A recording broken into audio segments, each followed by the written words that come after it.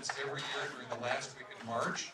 And for the last 3 years in a row, we have hosted this program in one form or another, mostly through the good graces of the AIA Indianapolis chapter. But we've periodically had other visitors as well. I know that last year there was a landscape architect that came down from Chicago, and so the mixture of the program changes from year to year, but it's an important program in our series because it's the one where we really take a really good look at the issues around gender and the disciplines of our college.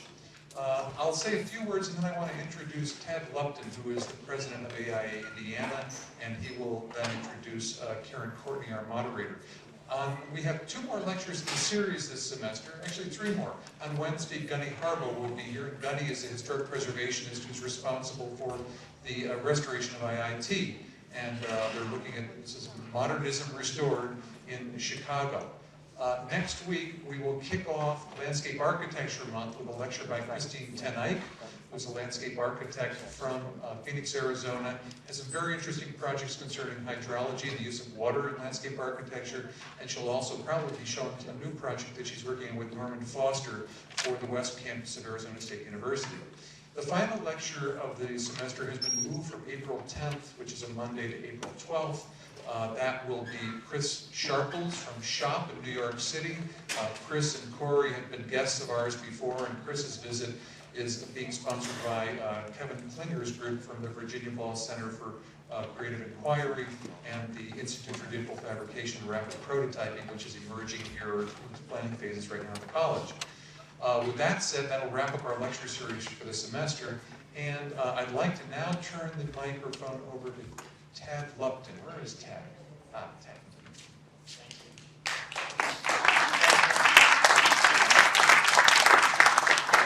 Can everybody hear me without the microphone? I have a loud voice usually. Got to talk, okay.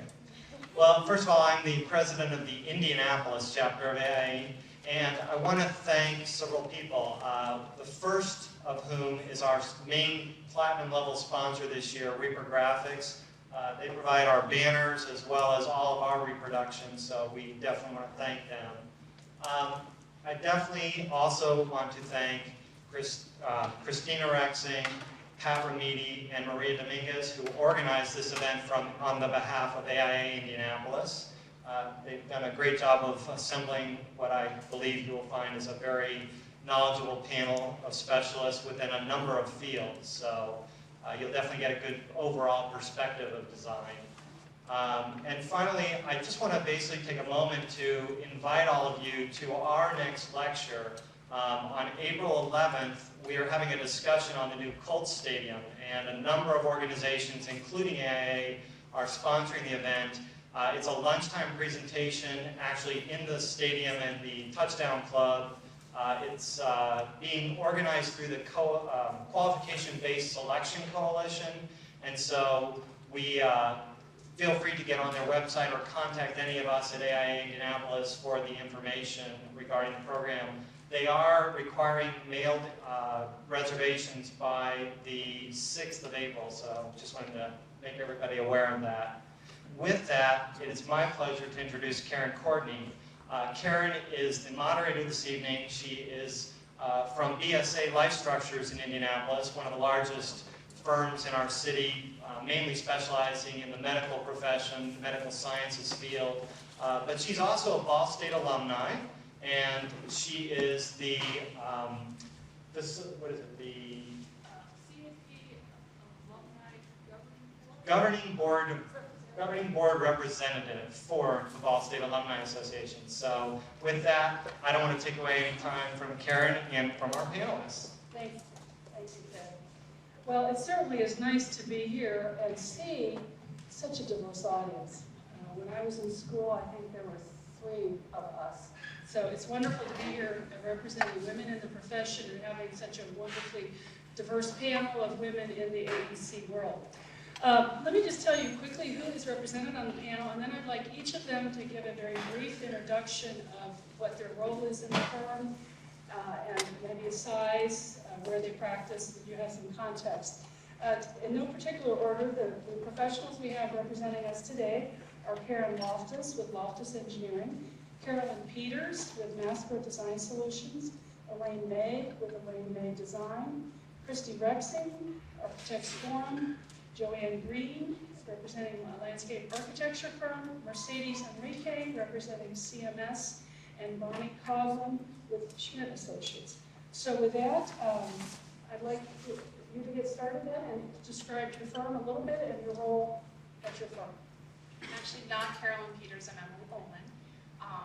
I'm the lead designer at Masco Design Solutions. We actually specialize in doing showroom design for retail spaces, plumbing wholesalers, builders, home builders. That's kind of our specialty. We also do corporate work. Hi, my name is Joanne Green, and I'm president and owner of Claire Bennett Associates in Indianapolis. We're a small landscape architecture firm with offices in Indy, Columbus, Ohio, and Cincinnati, Ohio. My name is Elaine May, and I have a small residential architecture firm. We do residences of all sizes.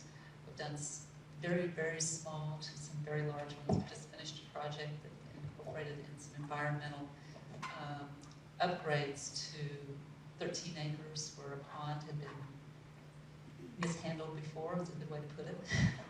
And I've had my firm for 13 years, and I work in the Indianapolis area. My name is Mercedes Enrique. I'm the owner and president of CMS Corp. We're actually a construction company, and we do self-performance of all mechanical work. I'm Karen Loftus. My firm Loftus Engineering is almost 2 years old. We've grown to 6 people, and we're looking for a couple more.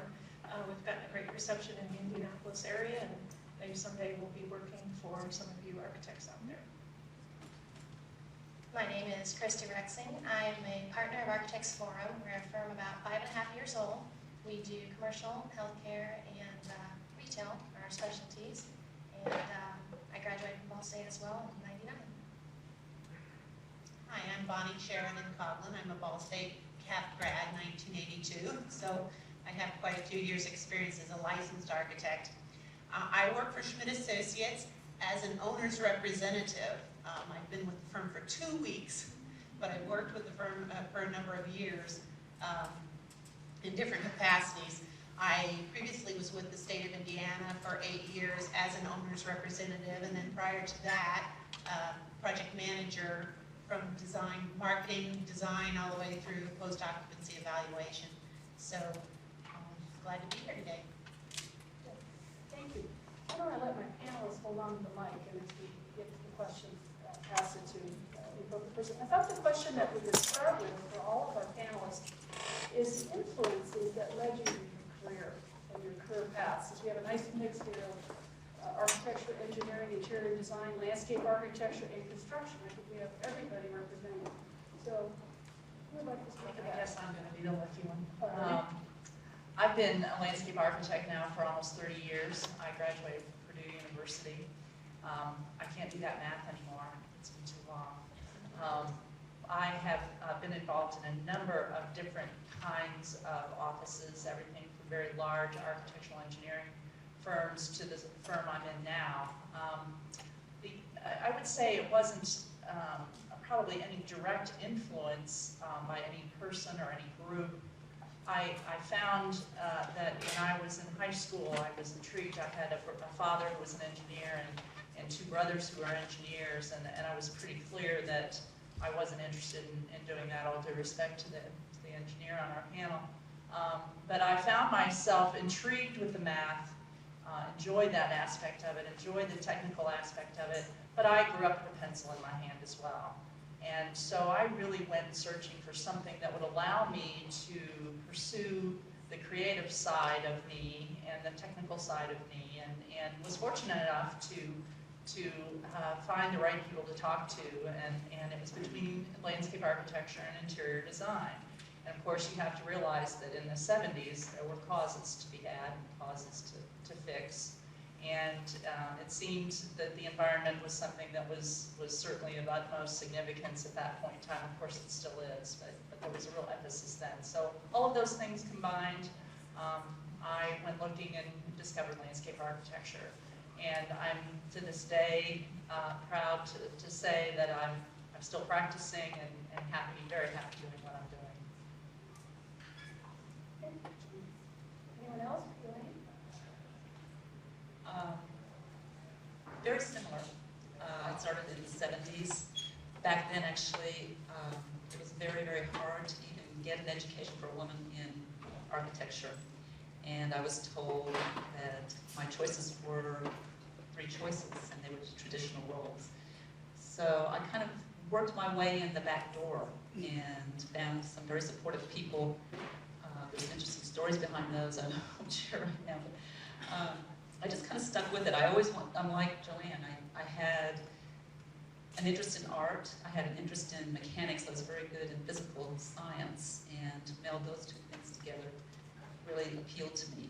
And so it happened that I went to back to school. I quit school, I went back to school when we were in California, and there was a school out there called SciArc, which was very unique.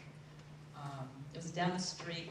We couldn't buy a house because the rates were so expensive in California. We had a little bit of money, so we thought, well, what can we do with that money? And I had worked in the architecture field and learned on the job. So my husband and I said, well, if I'm going to keep doing this, why don't I just really learn how to do it? And then my interviewer was very supportive. At this point, I had a 5-year-old child. I didn't know how on earth I was going to go to school and raise a 5-year-old, and my husband was in school. It was an expensive place to live. But somehow, time and place just kind of works together. You just kind of go for the thing, you stick it out, and you have a lot of perseverance. And I am so glad I made that choice. I might not have made any more money with my degree because I was making decent money, but I think I never would have owned my own company. I never would have gotten to do some of the jobs that I got to do because I did have the degree and then finally the license. Some of the rest of you, the construction and engineering. Yeah. Sure. I'm actually a computer engineer, and I came to the University of Toledo. My father's from Spain, Toledo, Spain, Toledo, Ohio. That's how I ended up in Toledo. And graduated and had a job, my first job, and my mentor was the vice president of the company. And she basically said, you really belong more on the startup side. Did you ever consider an MBA?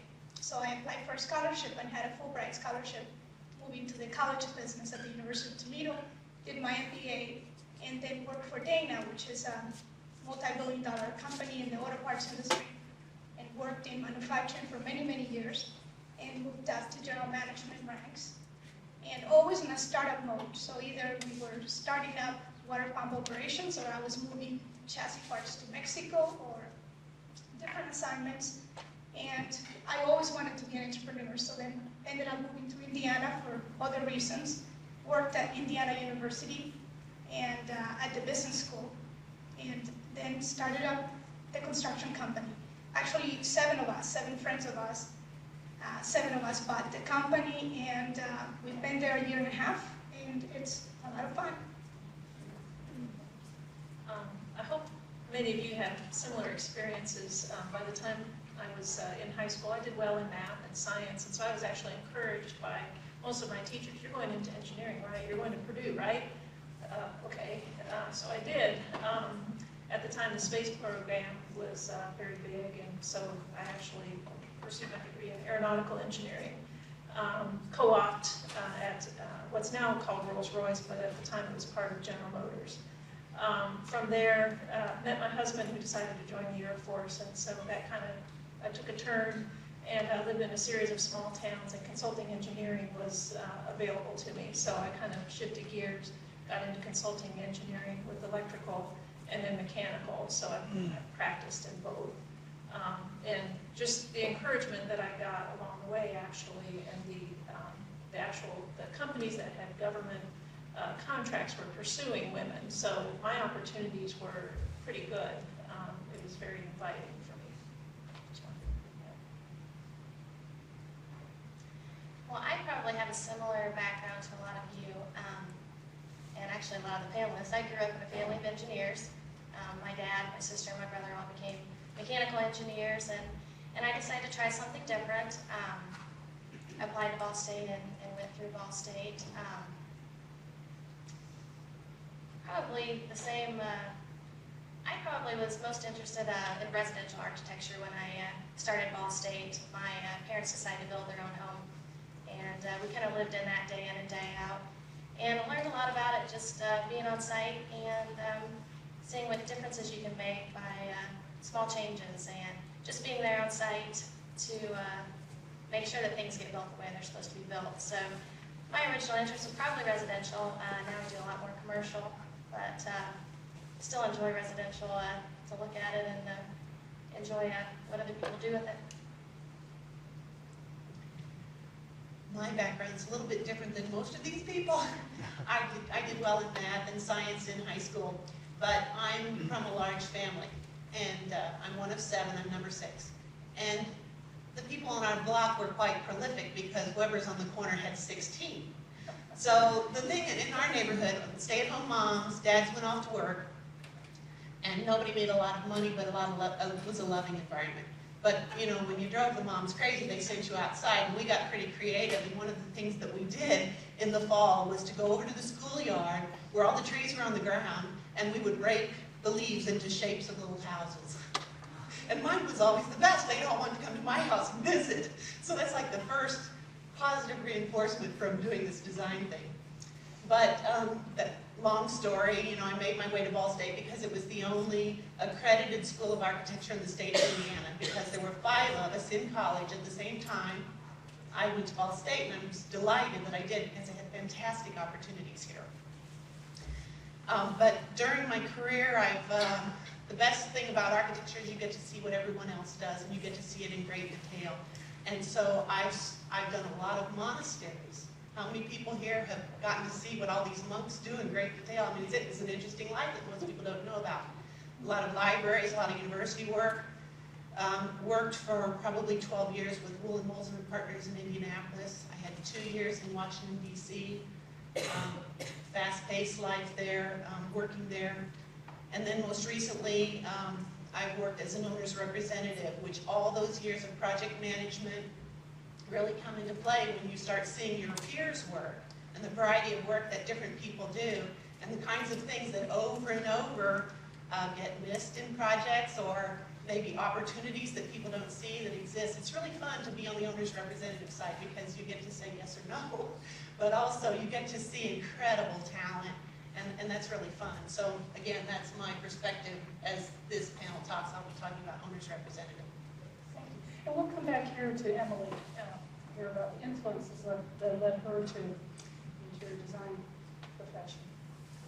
Well, I guess I was similar to the last speaker. I would rearrange my room at 6 years old, so they kind of thought, wow, she might have something, career in interior design. I went to Purdue, and I actually, before I went there, coincidentally, my mother worked at a design firm, just as the office manager, so that's where I spent all of my free time. I was their library girl, so they really liked having me, because I would all weigh all their samples and contact all their reps and make sure everything was current, and so that was kind of my background. That's the place I interned, actually, when I was in school. And my background from school, lived in a couple different cities. I lived in New York, I lived in Chicago, just to get some different experiences. I did a lot with commercial furniture as a designer and space planner. I worked on lots of big projects that way, 500 workstations, all that. So you can get all the good war stories about furniture being stuck on a truck in the snow somewhere. But the current job that I'm in right now is much more creative. It's much more freeing. It's just wonderful. So all that work that I did that led up to the job I have now is very helpful, but it's wonderful to have freedom to be creative. A similar note, not just early influences that led you to your career, but once you started your career path, be curious to know about the role of mentors. If you had them, who they were, did it help you? Was it hard to find them? So who would like to start that? You've got the mic, let you start. I think mine would have been the firm that I used to work in their libraries. All the designers talked with me. They actually went to different schools. Some went to Purdue, some went to IU, some went to University of Cincinnati. So I really got to interview each one and find out their experience in college and if they liked it and what they liked. So I had lots of mentors. I had maybe 10. I would say probably there was one individual that stood out over most. Actually, he was an engineer in one of the firms that I worked for. He was a senior partner and owner of actually a national engineering firm. And I was struck by how he treated people and how he listened to people and how he heard them. And I always felt that he would err on the side of kindness and goodness and integrity, and I always remembered that. He moved away, moved to another city.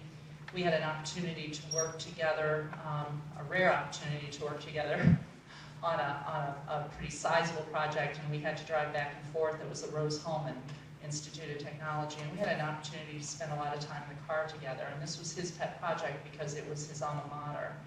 And that was a wonderful opportunity to spend time with this unique person who ended up basically being the lead partner of this entire firm. So I felt like that offered me and gave me so much in terms of how to treat people. The easy part is applying your technical skill and your creative skill, that it's the interpersonal skills that can sometimes be the most challenging. And I thank him for that. And I don't know if he knows I thank him for that, but I will thank him for that. Thank you. I have many mentors. There's some that come to mind that really love to teach. They love to show how, they loved architecture. They love to show someone else how to enjoy it, how to represent it. So I have 3 people I worked for that just kind of took me under their wing, and we just worked really well as a team. And then I had some others that were other women who were in other fields who found it tough to kind of break that ceiling, that glass ceiling that everybody talked about, especially in the 70s and 80s. And also my son, as he grew up and working with schools and seeing how children react to things and how they look for that mentoring and that encouragement, and seeing how other people react to that helped me actually feel stronger and watch for that for myself. I thought it was really interesting to see how children can teach you so much, and that's one thing that really kind of was one of my goals in school, was to learn more about families and how people grow in architecture, and that's what actually led me to do housing, because I feel like that is the heart of our society, is how you live in our houses and how that can nurture a family. Thank you.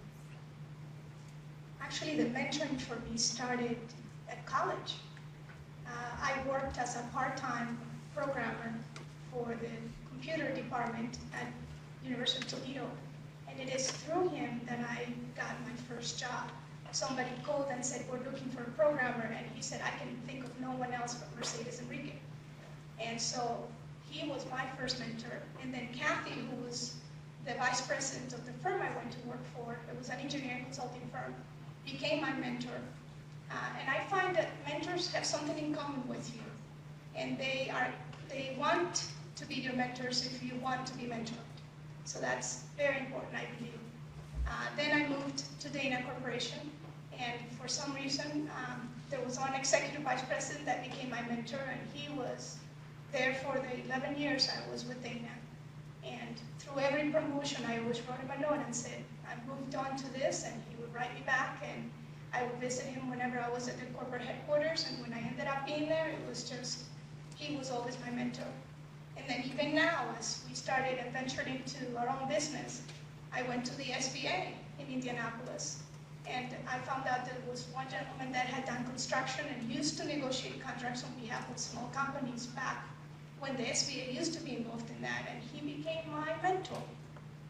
And I've been in touch with him, and we've gotten some wonderful contracts, and he's always been there to lend a hand. So mentors, to me, have been very, very important throughout my career, and I've always kept in touch and go back to thank them profoundly for everything. And you mentor others. I have done the same for others. There are students that you pick on. I worked at Indiana University, and they were just some people you just bond with, and you want to mentor But again, you have to want to be mentored, and you look up to somebody that has some skills that you say, I want to be like that when I grow up. I think Mercedes touched on something that's really important. You can pick your mentor. You don't have to sit and wait for somebody to come talk to you and say, how can I help you? That's probably how I kind of went through the beginning of my career. I didn't really seek out mentors. I didn't seek out relationships with my peers, and I discovered I wasn't really interested in, it never occurred to me to start a firm one day. That was never my goal as a young engineer. So I kind of did it on my own, and just kind of kept my head down and did my work and thought it will be recognized, and I'll make my way that way. Then as I got older and became more experienced, I realized how important the mentorship was, and also relationships with your peers and keeping up with your mentors, keeping up with your peers and maintaining those relationships. Because you never know, in today's world, people move around so much, you never know who you can help and who can help you in the future. So if you maintain that benevolent relationship, I think it's very, very beneficial for you. Right now, I do have mentors. The firm I worked for before I started my own firm, 3 gentlemen that own another engineering firm encouraged me to go out on my own and offered not only their moral support, but financial support. So they put their money right where their mouth was.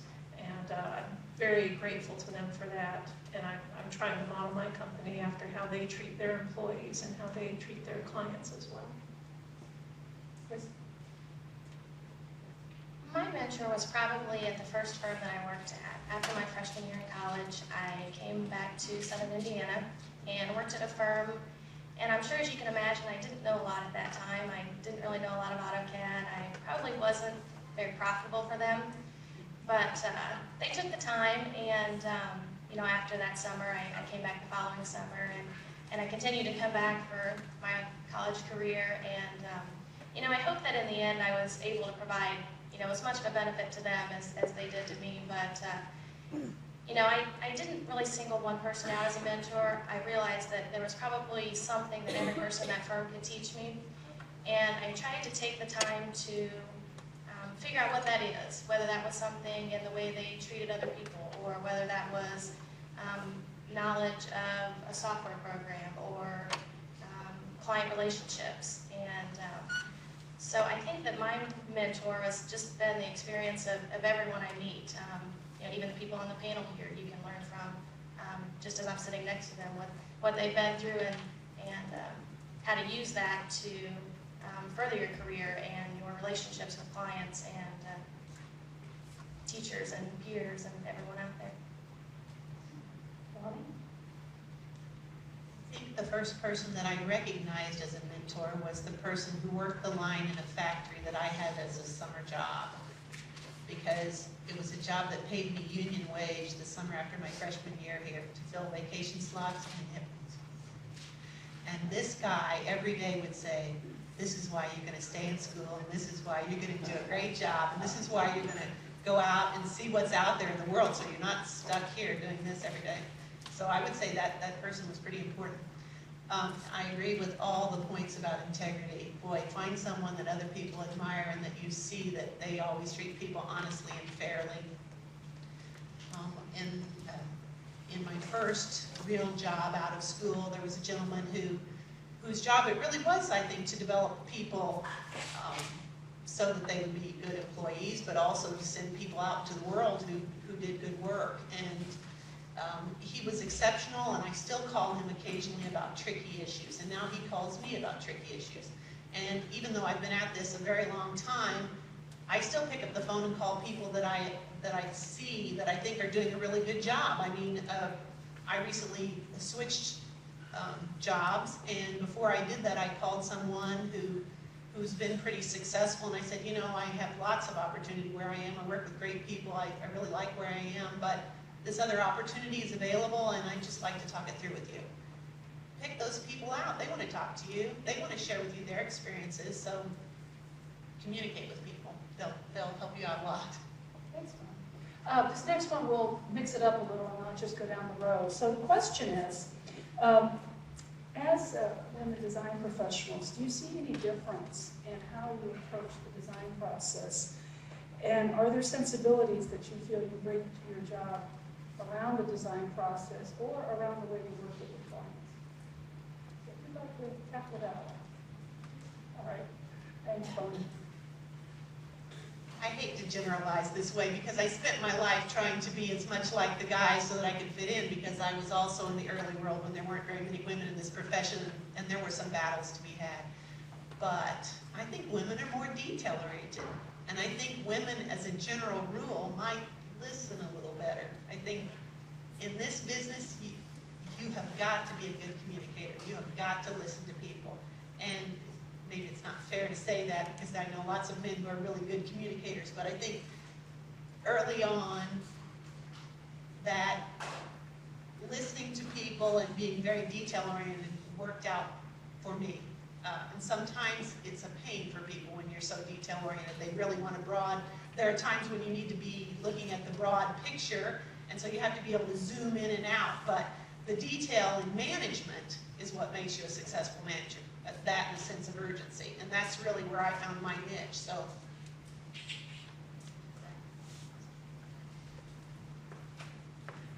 I don't know if it's being a woman, but I found that I tended to be more of a people pleaser. I tended to care about what people thought about me, and care about the lasting impression and whether or not they thought I did a good job. So I think that did me some favors as far as, when a client said, I need to, get I have a project for your engineering firm, who are you going to have work with me? And I think most of our clients were happy to hear that I was working for them because they had a sense that I wanted to make them happy. I'm not saying that men don't do that, but that was my contribution, I guess, to the firms I worked for, that clients wanted to work with me because I was easy to work with and made sure that we met their expectations. I guess it's a matter of style. There are different styles to men and women, because I can think of the 3 top project managers we have at CMS, and if I could take 2 and mix them up into one, they'd be the best project manager. One is extremely detailed, the other one just can see the whole picture and execute.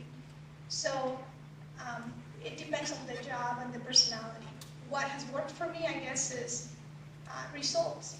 I think if you're in a large company, a huge company, and you meet those deadlines and you execute and you make money for the company, then that gets you attention.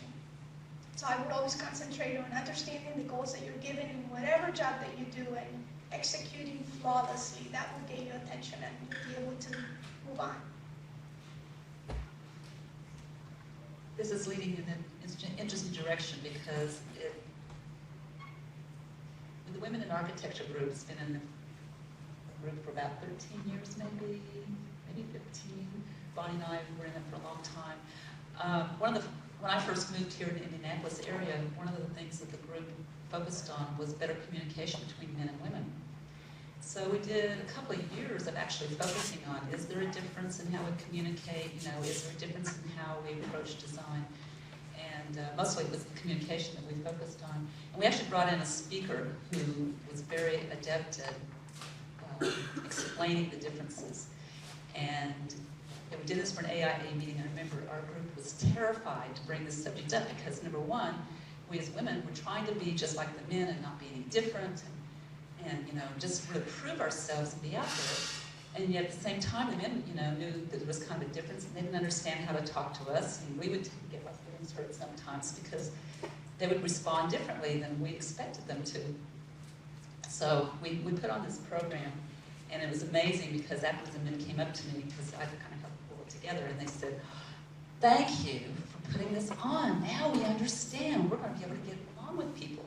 So I've kind of taken that in my business another route too, because I start expecting, it's a matter of style, like you said.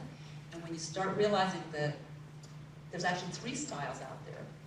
There's the very male way of handling things, which is very to the point, more report-oriented, there's a total female way of handling things, which is, you know, a little more intuitive and soft and answering different ways. And then there's the middle part, which they call kind of a unisex kind of thing, where people who really understand how to communicate kind of combine those two things. They don't, you know, just push ahead one way all the time. They really learn that there's a style that can communicate with all people.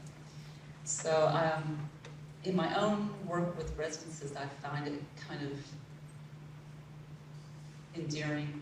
About once out of every 6 people, I'll get a phone call. It'll be from, and it's almost always that I'm working with a husband and wife. You know, it's usually people who are married and building houses, not always. But the husband will call and he'll say, I really want a woman architect because I want my wife's leading the design, and you know, I just want to pay for it and know how it's going to go together structurally, but you know, she has this vision. So I want another woman, you know, to help her work through this. And then they'll say to me, a woman must be able to design a kitchen better. And I always have to smile because my first mentor taught me how to do a kitchen. He was fantastic at designing kitchens. So, you know, the generalizations just don't work, but there is a difference in style and how we approach them. I would say there's definitely some generalizations when it comes to determining the differences between men and women, and I would concur that I was, and agree that I was certainly one of the ones who in the early years of my career would be deeply affected by what people thought. And if there's one thing that I could share with all of you who are moving into your careers, and maybe even some of those of you who are in a career, that I have learned that's a gift that I have gotten from the male of the species, and that is to figure out a way not to let things affect you so emotionally. And I think at times that's really good and really positive. At other times it's not. And in trying to incorporate those two, it's been an interesting, I'd say over the last 5 or 6 years, it's been an interesting process. My life is a lot easier when I realized that I shouldn't take so much so personally. On the other side of the coin though, as a mother, I have grown children, almost grown, thank goodness, 21-year-old twins. And that was an important training for me, and male or female, the parental role and how that can impart on your everyday life. And so many ways that it allowed me to listen better, to be more sympathetic, to understand, to nurture. And really has been an important part of owning my own business, has been to understand that there's times that you have to be the male, you have to be firm and direct, and then there are other times when you don't have to be. And coming from a large company, I was exposed to the rigidness and decided, you know, it really doesn't have to work that way. And I'm happy to say that that's the way I promote, you know, how we work in our office. So from a female standpoint, I guess you could say because I'm a mother, and I think only females can become mothers, as far as I know, that's had a definite influence there. But certainly I give and pay huge deference to what the males in my life have imparted, and a father and 4 brothers, and it's been a nice mix. Emily? The only thing I was going to really add is certainly my experience might be a little bit different, just not so much the focusing on the differences, but not so much the men and women, and if your client is a man or woman, but being able to put yourself in someone else's shoes, because you're doing something for someone else. It's not your home, it's not your building. While you may design it, you may have a lot of ownership to it, and you have to have it work, and it has to fit all criteria. At some point, that's the separation, and I think that's the key too. And that ties in with what you're saying. It's not yours, so if they don't like it, it's not that they don't like you, they don't like what you did. They doesn't fit what they had in mind, it doesn't fit how they need to do it, it doesn't fit the space, or, you know, certainly I'm talking to mostly architecture students and I'm in design, but you're always doing something to fit a criteria for a project. You want to do the best you can for the project and for the goal. And in that, many of the things that I do now, it's male-dominated companies that hire the firm that I work with, and it's 10 women that work in my firm. It's an interior design firm, so it's all women. And we oftentimes have to stop them and say, you're not designing a plumbing showroom for a plumber. You want a female buyer to come in who makes most of the decisions in the family, and you need to design for that. So that's where me, as a woman, I can come into play, I can give my opinion, I can direct it that way, but you always have to put yourself in the other shoes. Thank you. Some of you touched on the work-life balance. I heard the word mom a few times. So, since as working professionals, that is a challenge that we either have faced or will be facing as we build careers, I'd like some of the panelists to talk about maybe the challenges you have faced in growing your firms and trying to keep that work-life balance intact. For you and your spouse, if it applies. Well, it's always a challenge. I mean, it's a challenge when you're a student in your life. It's a challenge to balance anything. You'll never have that time when you're like, well, only have one thing to focus on. When I get out of school, I'll be able to just do, no, it doesn't work. You will always have many other things. And probably everyone on this panel will agree with me that today I had 3 deadlines. Yeah, and I had a busy weekend, one that you couldn't say, oh, I can win all weekend at work. No. So you had to balance, what was I doing today? It's coming up here, so what do I have to do? You kind of have to backtrack your day, and you always do that as a student. And while most of us don't have to do those all-nighters anymore, every once in a blue moon, you still got to do that. So the balance is truly your priorities, and things are going to shift, and they're going to be different from day to day. So you just always have to be conscious of that. It's never just going to be one thing you have to concentrate on. So. And for the panel still commenting, talk about whether in your roles in raising families, perhaps you took breaks or sabbaticals or whatever, and how you balance your career through those early years. Wow. I could probably stand up here for about an hour and a half and talk about this, and it'd be really boring, so I won't. The challenges associated with balancing your life, as she has said, is going to be the rest of your life. Whether you choose to work outside of the home or not, it's just going to be a varying degree of balance. And fortunately, in my situation, I wanted to make sure that whoever I married and ended up spending the rest of my life with was going to understand that who I was and what I was about. And fortunately, I found that person. And we've been married 25 years this year. And he has been enormously supportive of everything I do, and vice versa. It's incredibly important with a spouse, first and foremost, to find that equal balance and that mutual respect. Not to say that it hasn't had its moments. That would make for kind of an interesting 45-minute discussion, but with children specifically, and I got very frustrated in my career about, I'd say it was about 15 years ago, because I had jumped from a project landscape architect position where I was basically drafting other people's work and quickly jump-started into a management department head role and didn't really get a chance to really seek my creative potential. And that came as a real surprise when I came to realize that.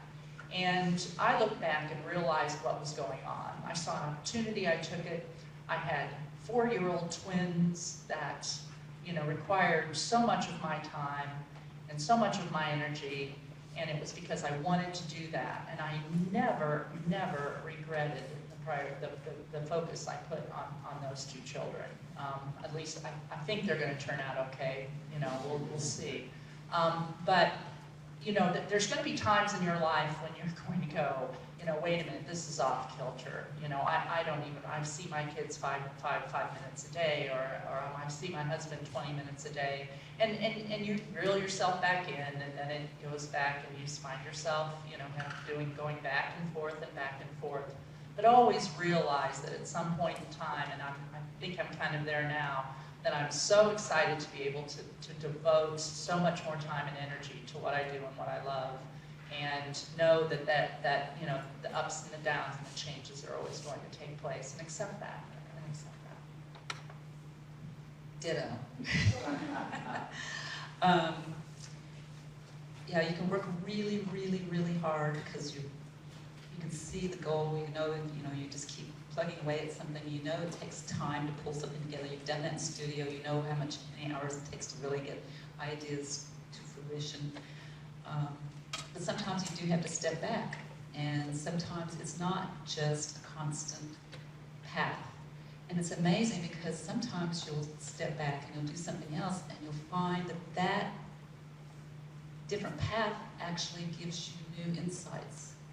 I know someone who went to be with her children when they were young, and fretted a little bit over whether or not she was pulling herself out of the market, and that she would fall behind.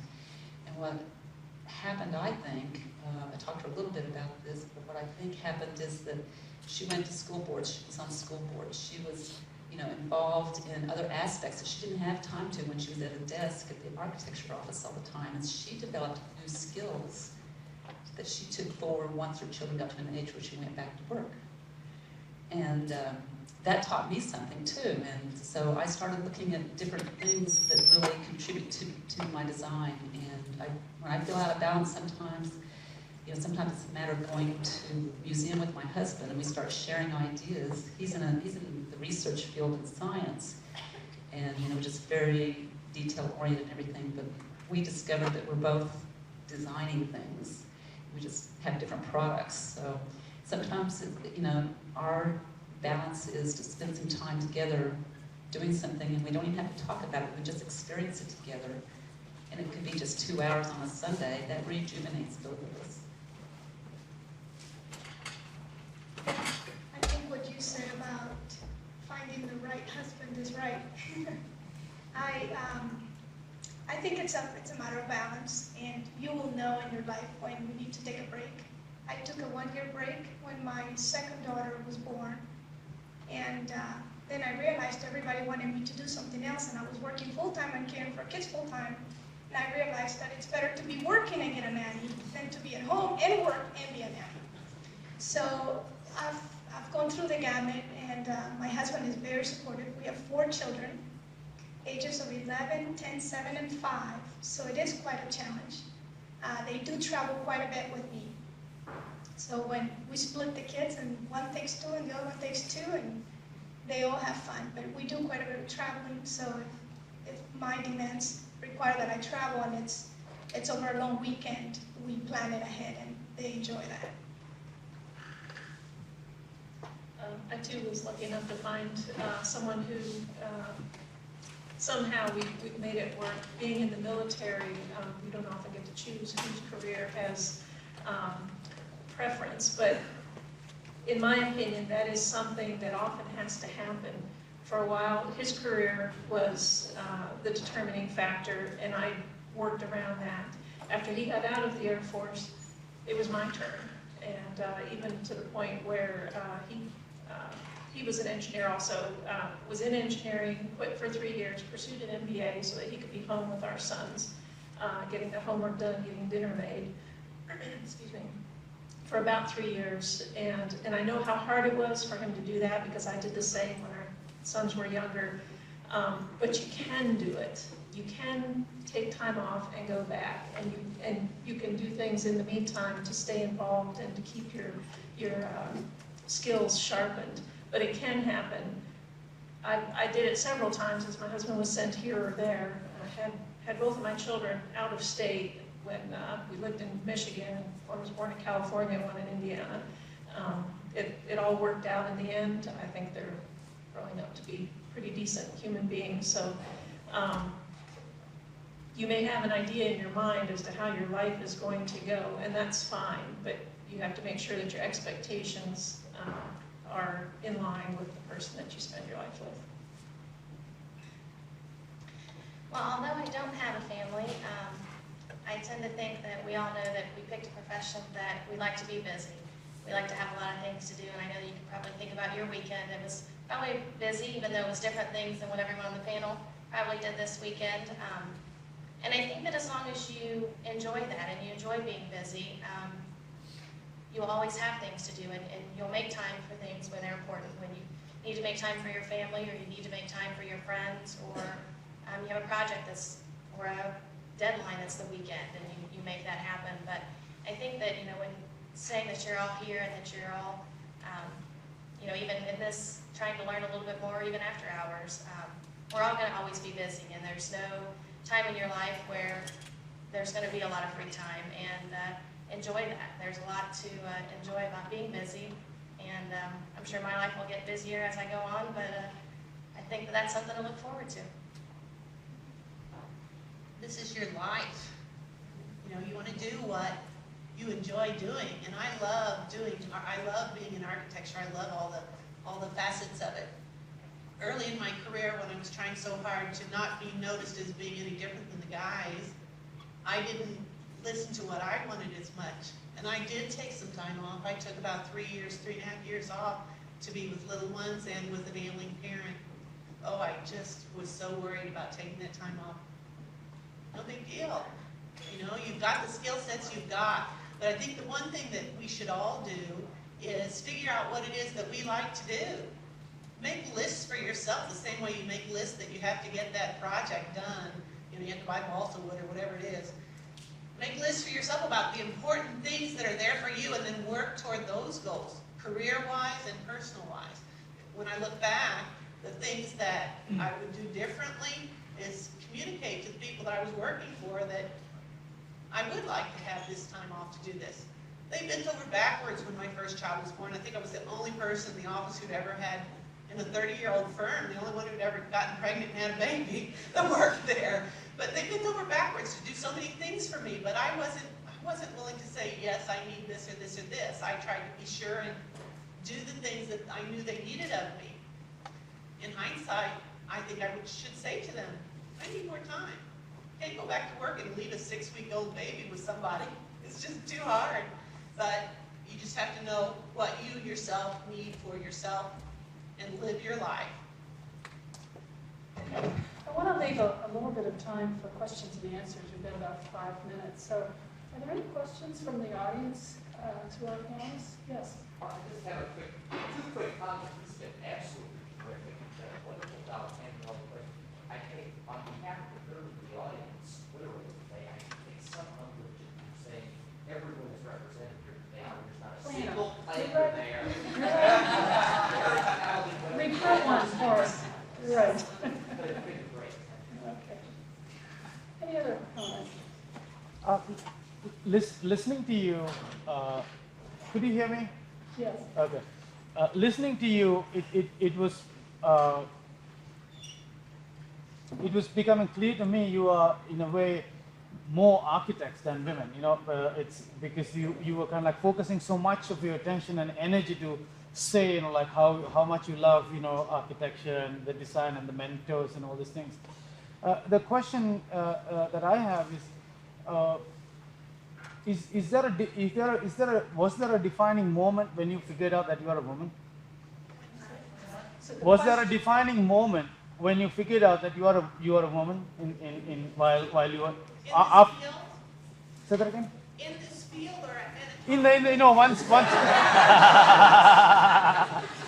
in the field, like once you started, like after you started entering the field, the general understanding is architecture is a male profession. So it is not.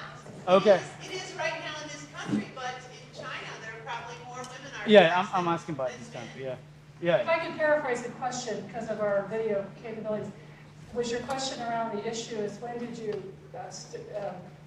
quit defining yourself as a woman architect and just an architect? Is that No. Okay, the other way around. The other one. Okay. Yeah. I guess, I'm still puzzled. When did you start thinking of yourself as an architect? No, when did you realize that you're a woman? You know, like in the field. I gotta say, I'm older than some of the people here, but for me, it was always trying to hide that part. Okay. It was always trying to be the voice in the room that everyone would listen to, even though, you know, you were wearing a skirt, or, you know, I'll compare this to a situation. I worked for a firm where there was a guy who was 21 years old, but he had white hair. A lot of you probably know him as a gentleman, terrific guy. But the owners would bypass all the principals and all the people with experience, and every time the question would go to the guy with white hair, even though he was a lot younger than everybody else.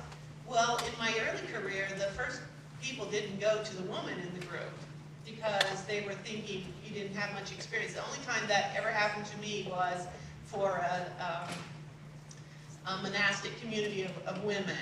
It was a congregation of nuns, and they directed their questions to me, and they wanted to have the feminine perspective in their design, and it was a fantastic experience.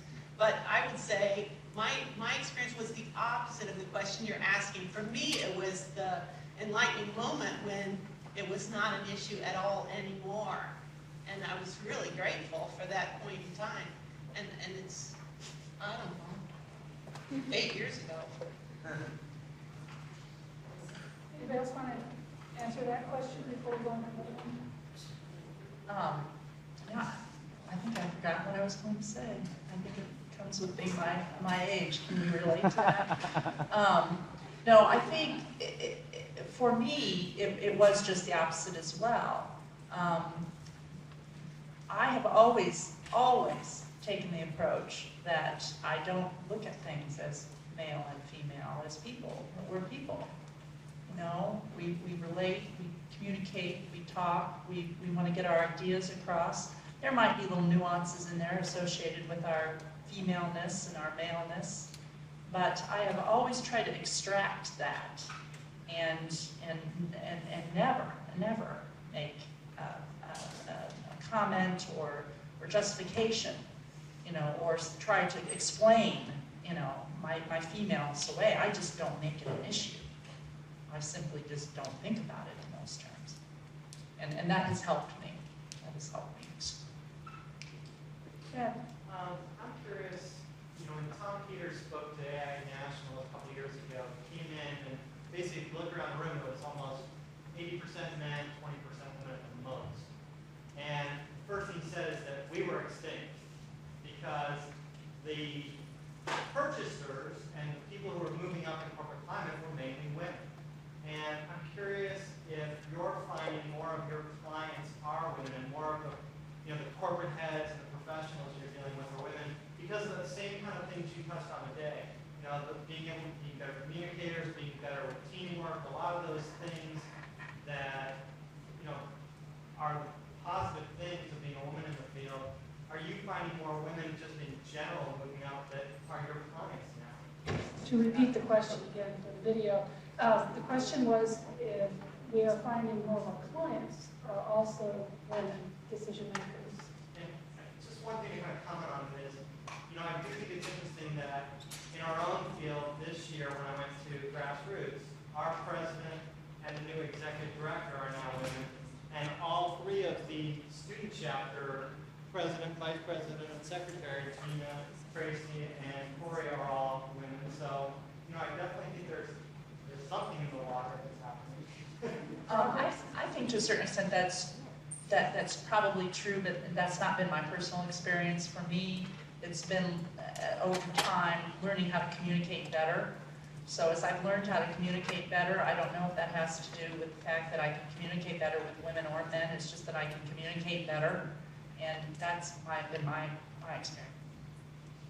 I think your experience is being experienced by a lot of women out there, that there's a lot of who are now had experience. They've been in roles of managing situations, even if it's just managing an office, and they are taking broader roles in their lives and taking those skills to the next step.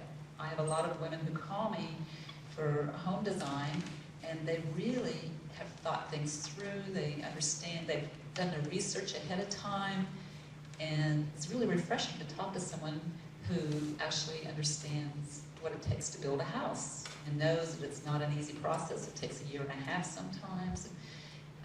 It takes money and that type of thing. So I'm finding, yes, there's more enlightenment out there for women, and it's because they've been out there working more and doing things.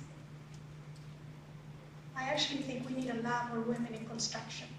It's extremely male-dominated. I have found that with the government work we're doing, the contracting officers, many of them are women. So I find that my ability to develop longer relationships are with the contracting officers first, and then I see that they're making recommendations, and then the project managers and the people that we deal with when we actually do construction open up. And once they see the execution goes back to results, then I'm seeing that they're very open to working with us. But we need more women, and I found Bonnie really is executing a role that in construction we call project management as an owner's rep. And looking at this room, I'm seeing a lot of women, and I'm excited to think that some of you might end up in project management roles, and it's very much needed in construction. So I'm hoping